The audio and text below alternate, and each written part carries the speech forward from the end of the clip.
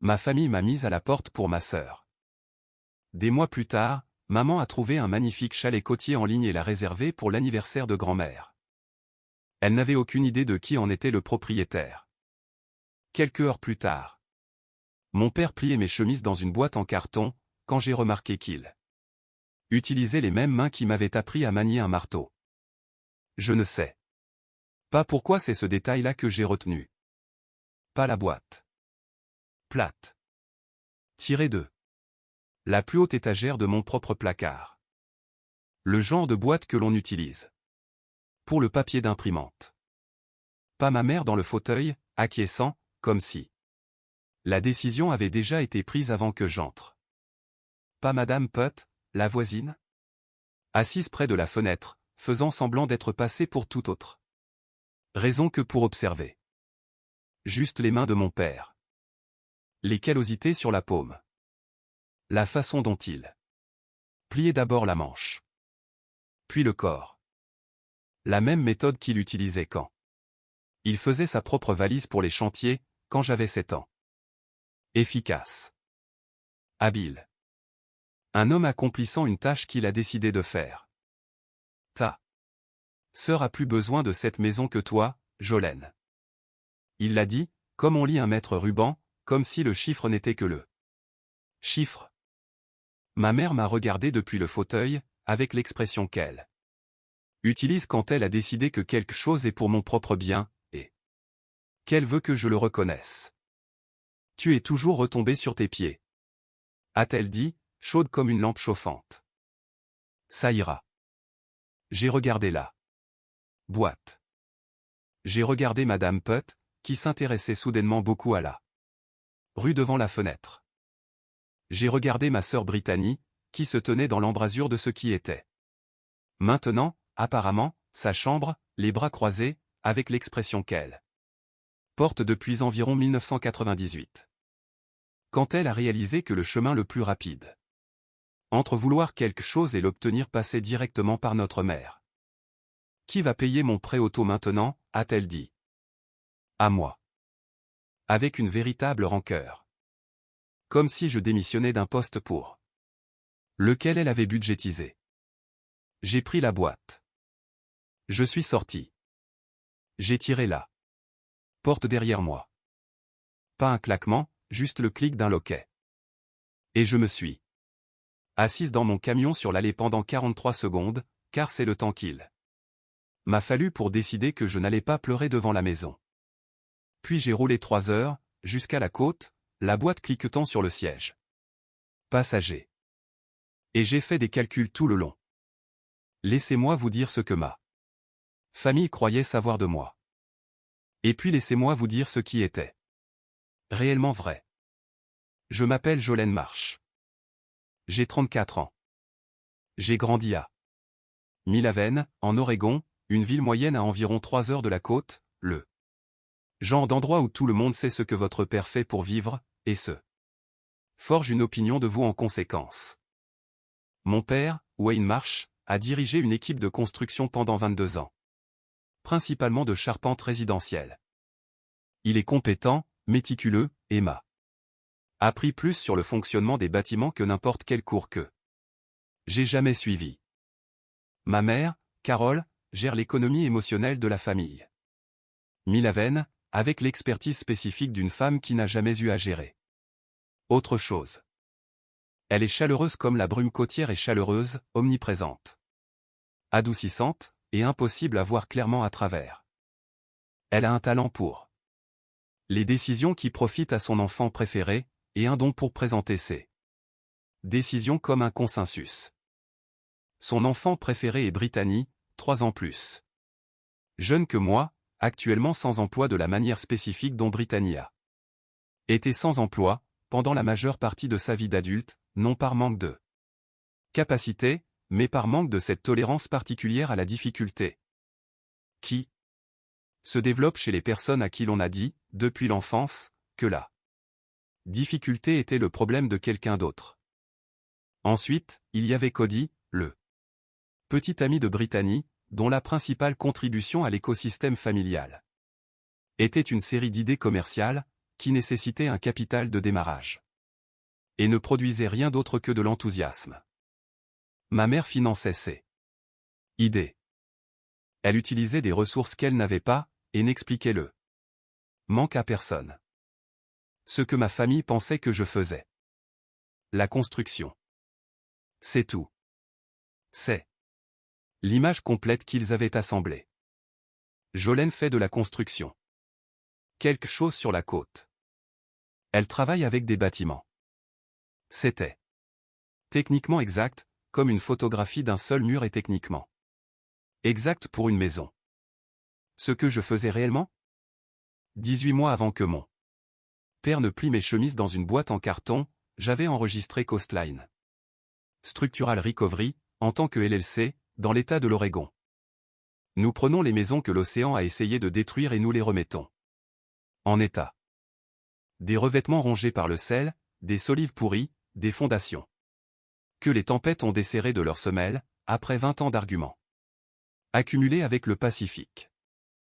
Nous faisons également de la remédiation aux inondations côtières et de la restauration historique, la deuxième catégorie étant, au moment où mes parents cédaient ma chambre à Brittany, sur le point de devenir significativement plus précieuse. Nous avions 6 employés, un chef de projet nommé Darnell Kessler, qui venait d'une entreprise de restauration commerciale de Portland et que j'essayais d'embaucher depuis 2 ans avant qu'ils ne disent oui. Une comptable, Teresa Vaux, qui s'occupait de nos livres avec la joie spécifique d'une personne qui aime sincèrement les chiffres, comme certaines personnes aiment la musique. Et 3 membres d'équipage à qui je confierais n'importe quelle structure à laquelle je tiens, ce qui est la seule mesure qui compte dans ce genre de travail. Je n'avais rien dit de tout cela à ma famille, car ils n'avaient pas demandé. Pas une seule fois en 18 mois. Pas une seule question sur le travail. L'entreprise, la côte, quoi que ce soit. Ma mère me demandait occasionnellement si j'allais bien, sur un ton spécifique qui signifie qu'elle a coché la case inquiétude et qu'elle passe à autre chose. Mon père acquiesçait quand je parlais de travail, et redirigeait la conversation vers ce que Brittany gérait cette semaine-là. Je les ai laissés croire ce qu'ils ont décidé de croire, ce qui est différent de mentir. La deuxième chose qu'ils ne savaient pas, c'était la maison de plage. Ma grand-mère, Nana Marsh, la mère de mon père, Elspeth Marsh, 80 ans le samedi, où tout s'est effondré, a eu une maison autrefois. Elle était sur la côte, à environ 2 miles au nord de l'endroit où j'allais finalement installer le chantier de mon entreprise. Un petit cottage artisanal construit dans les années 1940, avec un revêtement en cèdre, et une véranda qui faisait face à l'eau et captait la lumière du soir d'une manière qu'elle décrivait chaque fois qu'elle la mentionnait. Avec le chagrin spécifique d'une personne décrivant un endroit qu'elle ne s'attend pas à revoir. Elle l'avait perdu au début des années 1980, quand la famille a traversé ce qu'elle appelait les années difficiles, la maladie de mon grand-père, les coups qui ont suivi, le genre de déroute financière qui arrive aux gens prudents quand les mauvaises choses vont mal dans le mauvais ordre. Elle en a parlé toute ma vie, pas amèrement, juste la façon dont on parle de quelque chose qui était réel, puis a disparu, et avec quoi on a fait sa paix, la plupart du temps. Sauf qu'on ne l'a pas vraiment faite. Il y a 3 ans, la propriété a été mise aux enchères fiscales du comté de Lincoln. La maison était passée entre les mains de 2 propriétaires depuis que Nana l'avait perdue, aucun d'entre eux n'y avait fait grand-chose. Le dernier propriétaire avait laissé la véranda pourrir dans le sable, le bardage se détériorer, et les fondations se déplacer sur leurs semelles, jusqu'à ce que le rapport de l'évaluateur du comté utilise l'expression « compromis structurel » significatif, ce qui, selon mon avis professionnel, signifiait que je savais exactement quoi en faire. J'ai vidé mon compte d'épargne, 47 000 $, chaque dollar que j'avais accumulé en 5 ans de travail côtier avant d'avoir démarré l'entreprise, et je l'ai acheté aux enchères pour 38 500 $ et quelques. Les 8 500 $ restants sont allés aux matériaux pour la première phase des travaux. Je l'ai reconstruite chaque week-end pendant 3 ans, seul la plupart du temps, Darnell met dans l'ordre. Grande journée structurelle et me devant une faveur en retour. Nouveau cadre. De véranda. Un revêtement en cèdre que j'ai usiné pour correspondre au profil original, à partir de photos que Nana avait dans une boîte en fer blanc dans son placard. Que j'avais emprunté et scanné sans lui dire pourquoi. Le sous-œuvre des fondations. De nouvelles fenêtres dans la configuration originale 6/6. Une cuisine qui fonctionnait, une salle de bain qui fonctionnait, 2 chambres avec les proportions que les vieilles maisons ont, quand elles ont été construites. Pour des gens, plutôt que pour des métrages carrés. Personne dans ma famille ne savait qui était le propriétaire. Je n'avais pas encore décidé quoi faire de cette information, quand mon père a commencé à plier mes chemises. Le trajet de retour vers la côte, cette nuit-là, a duré 3 heures. Et 14 minutes. Je le sais parce que j'ai regardé l'horloge à partir d'environ 90 minutes, c'est-à-dire quand le brouillard côtier a commencé et que les calculs sont devenus plus clairs. J'ai arrêté 2 choses depuis mon téléphone avant de traverser la limite du comté. Le brouillard côtier a commencé et les calculs sont devenus plus clairs. J'ai arrêté 2 choses depuis mon téléphone avant de traverser la limite du comté.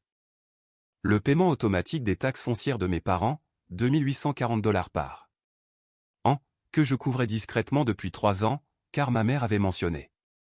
Une fois qu'ils étaient serrés et que je l'avais simplement mis en place sans discussion. Ce qui s'est avéré être mon erreur constante dans cette famille. Je l'ai annulé en 4 tapes. L'assurance habitation de la maison de Milaven. Même processus. 4 tapes. Puis le prêt auto de Brittany. Celui que j'avais contresigné 14 mois plus tôt, parce que ma mère avait expliqué que Brittany avait besoin d'un transport fiable, et que son crédit ne suffisait pas à elle seule pour le prêt. Et j'étais la personne pratique, n'est-ce pas? Je comprenais comment ces choses fonctionnaient. 387 $ par mois, 14 paiements effectués, annulés. J'ai conduit le reste du chemin. Dans le silence particulier de quelqu'un qui vient de fermer plusieurs portées. Qui écoute l'écho. Je suis rentré à 23h52. J'ai mis la boîte en carton dans un coin de ma chambre, et je ne l'ai pas déballée cette nuit-là, parce que là, déballer m'aurait obligé à ranger la chemise quelque part, et je n'étais pas prête à avoir une conversation avec moi-même sur ce que, quelque part, signifiait. J'ai fait du thé. Je me suis assise à ma table de cuisine, et j'ai ouvert mon rapport de crédit. Je l'ai ouvert parce que la question de Brittany, qui va payer mon prêt auto maintenant, me trottait dans la tête depuis 3 heures, et il y avait quelque chose dans la façon dont elle l'avait dit, la spécificité, la présomption d'accès, qui me semblait être une information que je devais vérifier. Le rapport de crédit a mis 4 minutes à charger. La ligne de crédit hypothécaire sur la propriété de Milaven est apparue à la page 2. 84 000 $ ouvert 14 mois auparavant. Statut actuel, en souffrance. Mon nom figurait en tant que co-emprunteur. La maison de Milaven comme garantie. Je l'ai lu 2 fois, puis je l'ai lu une 3e fois parce que la 2e fois ne le rendait pas plus clair. Je n'avais rien signé 14 mois auparavant. Je n'avais pas été à Milaven 14 mois auparavant, sauf un week-end en mars pour la baby shower de ma cousine. Je ne m'étais pas assise en face d'un agent de crédit, ni n'avais examiné les conditions, ni paraphé un formulaire de divulgation, ni apposé ma signature sur une ligne qui me rendait légalement responsable de 84 000 $ garantis par la maison de mes parents. Mon numéro de sécurité sociale, mon ancienne signature. J'ai reconnu la description. Dans les détails du document, la version de ma signature que j'utilisais jusqu'à mes 26 ans environ, puis que j'ai légèrement modifiée, comme les signatures le font parfois. Une petite évolution que je n'aurais pas pu articuler, mais que j'aurais reconnue. Quelqu'un avait signé pour moi. Mes mains étaient à plat sur la table. Je regardais le plafond. Mon thé refroidissait. D'accord, dis-je à la cuisine. Vide. D'accord. J'ai appelé Teresa Vaux à 7h30 le lendemain matin. Teresa est ma comptable depuis 2 ans et sa principale caractéristique professionnelle. Et qu'elle ne panique pas. Non pas parce qu'elle manque d'imagination pour ce qui pourrait mal tourner. Mais parce qu'elle a appris que la panique est inefficace et qu'elle est constitutionnellement opposée à l'inefficacité. Je lui ai raconté ce que j'avais trouvé. Une pause. La pause précise de quelqu'un qui organise l'information. Plutôt que d'y réagir. Envoyez-moi le rapport de crédit complet, dit-elle. Les 3 agences. Je le regarderai aujourd'hui. J'ai tiré les 3. Equifax, Experian, TransUnion. Je les lui ai envoyés avant 8h. Elle a rappelé à 10h47. Le HELOC est l'élément principal, dit-elle. Il y a aussi un prêt personnel d'il y a 14 mois, 12 000 $, et 2 cartes de crédit ouvertes au cours des 18 derniers mois, avec une limite combinée de 8 500 $. Tout en souffrance. Tout avec votre numéro 2. Sécurité sociale. Tout cela avec ce que je suppose n'est pas votre signature. 49 secondes 2. Silence de mon côté pendant que je faisais le calcul de 84 000 $ plus 12 000 $. Plus 8 500 $. 145 000 $, dis-je. Avant intérêt et pénalité, dit Teresa. Oui. Je l'ai remercié. J'ai raccroché. J'ai appelé mon avocat. Petite pause. Si vous voulez plus d'histoires comme celle-ci et de meilleure qualité, mon Spotify est lié dans la description. Marcus Thiel est avocat pour Petite entreprise dans le comté de Lincoln depuis 19 ans. Il a l'énergie spécifique et décontractée d'un homme qui a vu la plupart de ce que les gens se font les uns aux autres, dans le contexte de l'argent et de la propriété, et a développé un système complet pour y remédier sans le prendre personnellement. Il a géré mes contrats commerciaux, l'assurance responsabilité civile de mon entreprise, et il y a 3 ans, le titre de propriété de la maison de plage. Il a répondu au 2e coup de fil. Marcus, dis-je, je dois déposer 3 choses. Parlez-moi. Un litige pour fraude auprès des 3 bureaux de crédit. Un affidavit de vol d'identité auprès de la FTC. Je ferai ça en ligne. Et je dois savoir à quoi ressemble un rapport de police pour vol d'identité financière dans le comté de Lincoln. Une pause. Combien? 104 000 $, environ. Un prêt immobilier garanti par la propriété de mes parents. Mon nom? Mon numéro de sécurité sociale? Mon ancienne signature? Une pause plus longue. La propriété de vos parents? Dit-il. Pas une question. Traitement. Oui. Jolene. Une autre pause. Voulez-vous poursuivre cela pénalement ou civilement, ou les deux? Je veux que ce soit documenté, dis-je. Chaque élément. Je veux un dossier si complet que la prochaine personne qui consultera mon historique de crédit comprendra exactement ce qui s'est passé. Et exactement qui l'a fait. Ça, je peux le faire, dit-il. Venez jeudi. J'ai dit que je serais là. Puis je suis resté assise à ma table de cuisine. Encore quelques minutes, regardant le brouillard monter de l'eau, pensant à la maison de plage, à 2 miles de là, et à la conversation que je n'avais pas encore décidé d'avoir.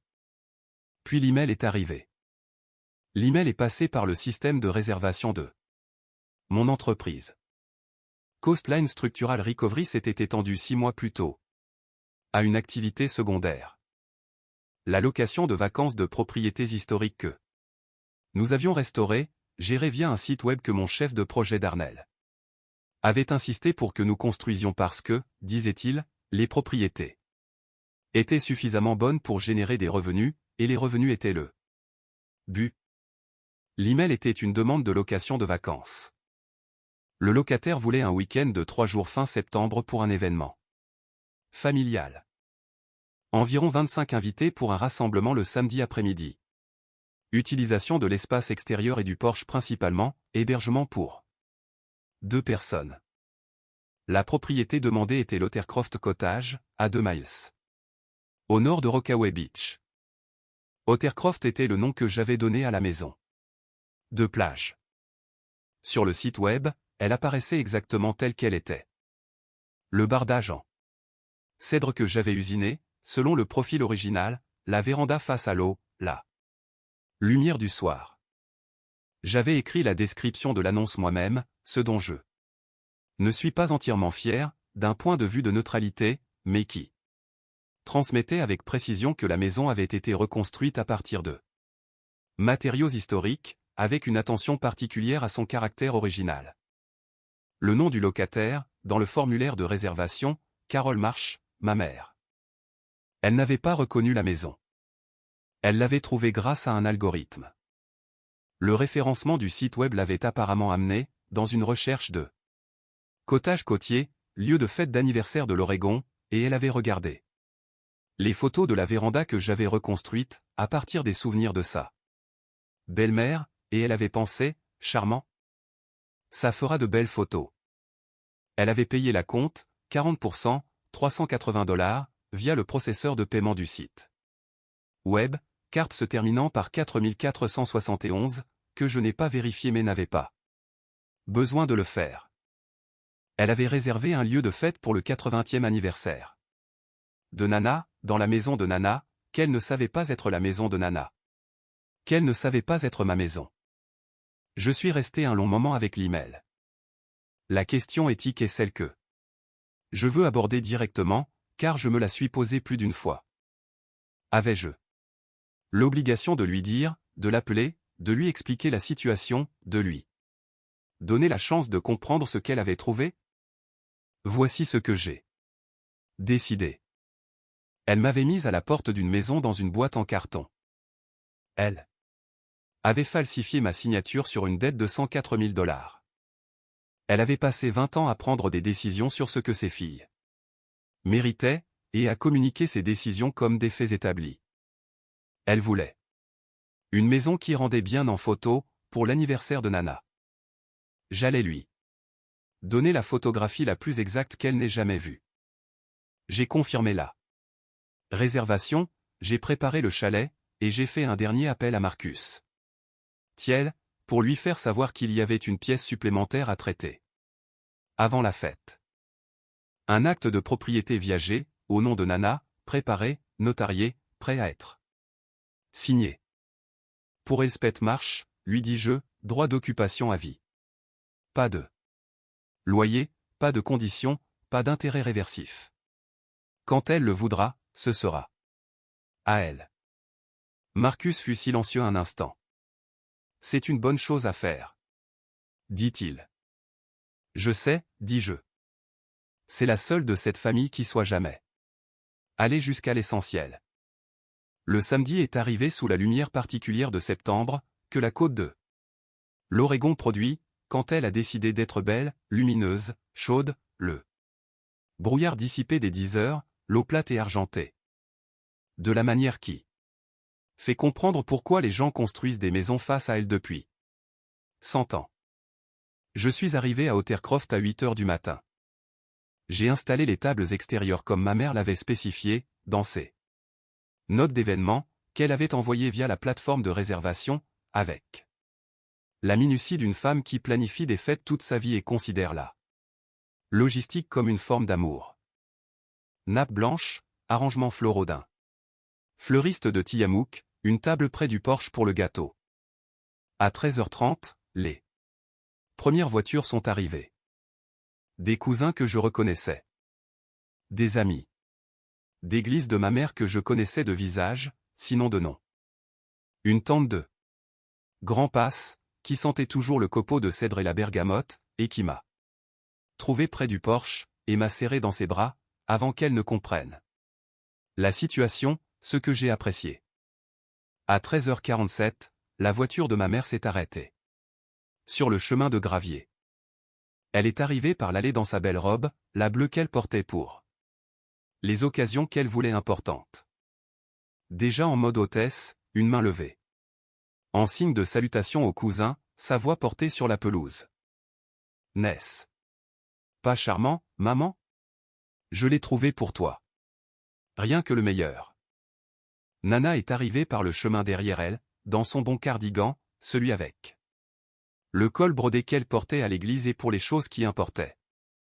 Elle utilisait la canne qu'elle avait eue l'année dernière, avançant prudemment sur le gravier, et mon cousin Drew avait sa main légèrement à son coude. Ma mère rassemblait déjà les gens autour d'elle, commençant déjà la performance de la femme qui avait trouvé ce merveilleux endroit et planifié cette merveilleuse fête. 3 mois de travail. Rien que le meilleur. Nana a levé les yeux vers la maison, elle a arrêté de marcher, sa main libre est montée à sa bouche. Wayne, a-t-elle dit, elle a tendu la main en arrière et a trouvé le bras de mon père sans le regarder. Wayne. C'est ma maison. Mon père a regardé la maison, puis ma mère, puis moi, où je me tenais au bord de la pelouse près de la porte du jardin, son visage a fait quelque chose que je ne l'avais jamais vu faire auparavant. Une sorte d'inventaire, rapide et privé. Comptant des choses qu'il n'avait pas additionnées auparavant. Ma mère a entendu ce que Nana a dit et a pivoté en douceur. Oh, maman, ça ressemble un peu aux vieilles photos, n'est-ce pas? C'est drôle. Et elle a commencé à rediriger l'attention des cousins. Assemblés, vers elle, vers la table, vers la fête qu'elle avait construite. Elle était douée pour ça. Elle avait toujours été douée pour ça. Je suis entré sur la pelouse. Maman. Elle s'est retournée. Le sourire a duré environ une seconde. Le genre de sourire maintenu par une structure plutôt que par un sentiment. Qui reste tant que la performance l'exige, et s'effondre dès que le public produit un indice inattendu. J'étais l'indice inattendu. L'entreprise par laquelle vous avez réservé, dis-je. Je gardais ma voix égale. La façon dont je garde ma voix égale sur les chantiers, quand j'explique un problème structurel à un client qui ne veut pas l'entendre. Coastline. Structural Recovery. C'est la mienne. Je l'ai fondée il y a 18 mois. Cette maison est la mienne. Je l'ai achetée aux enchères du comté il y a 3 ans, et je la reconstruis tous les week-ends depuis. J'ai vu les calculs se faire sur son visage. Je l'ai trouvé, dis-je, dans les listes d'enchères. J'ai reconnu l'adresse. Vous l'aviez noté une fois, il y a des années, quand Nana racontait l'histoire des années difficiles. J'avais l'adresse. J'avais mes économies. Et j'avais une bonne idée de ce qui n'allait pas avec la structure. Nana était très immobile. Le sourire de ma mère s'était complètement effacé. Ce qui se cachait derrière, c'était l'expression que j'avais vue seulement quelques fois dans ma vie. Pas de colère, pas de chagrin, mais la qualité spécifique d'une personne dont la compréhension d'une situation est révisée plus vite que son sang-froid ne peut compenser. Tu as caché ça. Sa voix avait le tranchant qui apparaît quand elle recalibre en grief. Après tout ce que nous avons fait pour toi, tu as caché une maison entière. Toute une entreprise. Tu m'as mise à la porte dans une boîte en carton. Dis-je, devant Madame Pewitt. Pendant que papa utilisait les mains qui m'ont appris à construire des choses pour plier mes chemises dans une boîte de papier. D'imprimante. Silence sur la pelouse, 23 personnes trouvant un intérêt soudain. Dans le lointain. Tu es toujours retombé sur tes pieds, commença-t-elle.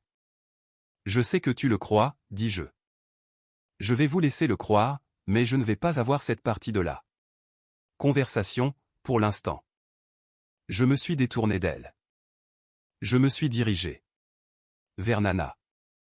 Je me suis accroupi devant sa chaise.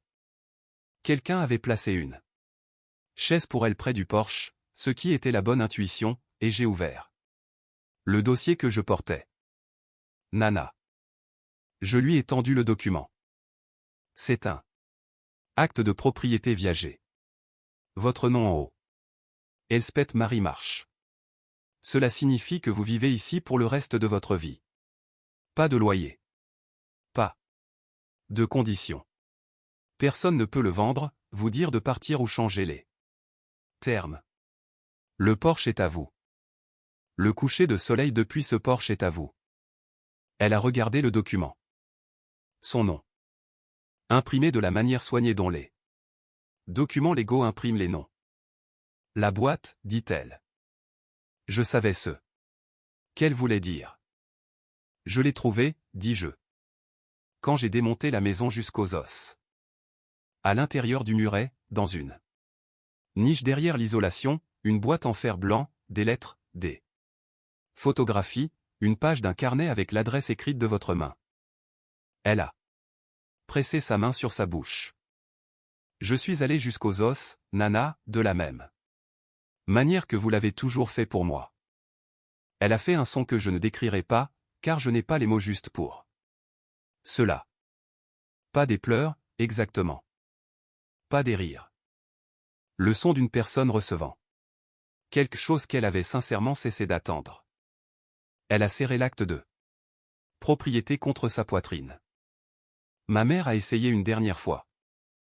La seule monnaie qui lui restait. Celle qu'elle dépensait toute ma vie. Tu es toujours retombé sur tes pieds, Jolene. Plus doucement maintenant. Adressé à moi par-dessus la tête de Nana. Tu peux gérer ça. Tu gères toujours les choses. Nous, on ne peut pas. Je l'ai regardé. Je suis retombé sur mes pieds, dis-je. Ici, sur ce Porsche. Celui dont tu m'as dit que ma sœur avait plus besoin que moi. La pelouse était très calme. Et puis Nana a levé les yeux. Elle a trouvé ça. Fille, ma mère Carole, qui avait planifié cette fête dans une maison qu'elle ne savait pas être celle de sa mère, dans un lieu qu'elle avait réservé à la fille. Qu'elle avait mise à la porte dans une boîte en carton. Et elle l'a regardée. Avec le regard clair et serein d'une femme qui observe les choses depuis 80 ans. Et a fait la paix avec la plupart d'entre elles, mais pas avec ça. Carole. Dit-elle, d'une voix faible, mais assez claire pour que tous les cousins l'entendent. Chut. La fille m'a rendu mon Porsche. La documentation est importante, alors je veux vous dire comment cela s'est résolu. Marcus Thiel a déposé le litige pour fraude, auprès des 3 bureaux de crédit, un jeudi après-midi d'octobre. L'affidavit de vol d'identité est allé à la FTC le même jour. Le rapport de police a été déposé auprès du bureau du shérif du comté de Lincoln, un vendredi matin. La détective Renée Salazar, 15 ans d'expérience dans les crimes financiers, a pris ma documentation avec l'attention spécifique et méticuleuse de quelqu'un qui a déjà vu exactement ce schéma, et sait ce que cela signifie. Je veux être clair sur quelque chose, a dit la détective Salazar lors de notre deuxième rencontre. La falsification de signature sur un prêt garanti est un crime en Oregon. Le HELOC, étant donné le montant, est également un crime. Les cartes de crédit sont potentiellement des chefs d'accusation supplémentaires. Êtes-vous prête à ce que signifie poursuivre cette affaire? Pleinement? Je lui ai dit que oui. Je lui ai dit que j'avais les documents de prêt originaux, que Marcus avait assignés au prêteur. Je lui ai dit que j'avais mes anciens échantillons de signature remontant à 12 ans, suffisamment pour une analyse graphologique. Je lui ai dit que Teresa Vaux avait assemblé un dossier complet de documents financiers, qui se trouvait actuellement dans le bureau de Marcus, dans 2 classeurs étiquetés. La détective Salazar a regardé les classeurs. Vous étiez directrice financière. À un moment donné, dit-elle. Je suis la PDG, dis-je. Je fais ma propre documentation.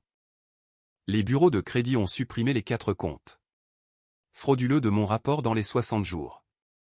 Le prêteur, après avoir reçu la documentation de fraude et le numéro du rapport de police, a commencé sa propre enquête sur l'origine du prêt. Mes parents ont reçu une lettre recommandée du prêteur en novembre. Je le sais. Parce que mon père m'a appelé le premier appel en 6 semaines et m'en a parlé d'une voix calme, comme un homme qui met les choses en ordre. Il ne m'a pas demandé d'arrêter ça. Je ne sais pas si c'est de la croissance ou juste de l'épuisement. J'ai décidé que ça n'avait pas d'importance pour l'instant. 6 mois plus tard. Nana est sur le porche la plupart des soirs, quand le temps le permet. Elle a une chaise spécifique. Une Adirondack. Peinte d'un vert foncé. Qu'elle m'avait dit se souvenir du Porsche original, et que j'ai assorti à partir d'un éclat de vieille peinture que j'ai trouvé sous les planches de plancher pendant la reconstruction. Elle a une couverture qu'elle y garde. Elle regarde l'eau. Elle m'a appelé la semaine dernière, un mardi à 18h14. Je connais l'heure, car j'étais en plein milieu d'un appel de chantier, que j'ai quitté en voyant son nom. La lumière ce soir, dit-elle. Jolène, tu devrais la voir. Je lui ai dit que je viendrais dimanche. Je suis monté dimanche matin et je me suis assise sur le porche. Sur le porche avec elle pendant 2 heures, pendant que le brouillard arrivait. Puis se dissipait, et que l'eau passait du gris à l'argenté, au bleu particulier que la côte produit les bonnes matinées d'octobre. Elle m'a raconté une histoire. Sur le Porsche original. Un été en 1962. Le chien d'un voisin. Une soirée spécifique dont elle avait parlé dans le carnet que j'avais trouvé dans la boîte. En fer blanc, dans le muret. Je connais l'histoire du carnet. Je l'ai laissé la raconter quand même. Coastline Structural Recovery compte maintenant 11 employés. Nous avons pris 2 nouveaux contrats de restauration historique au printemps.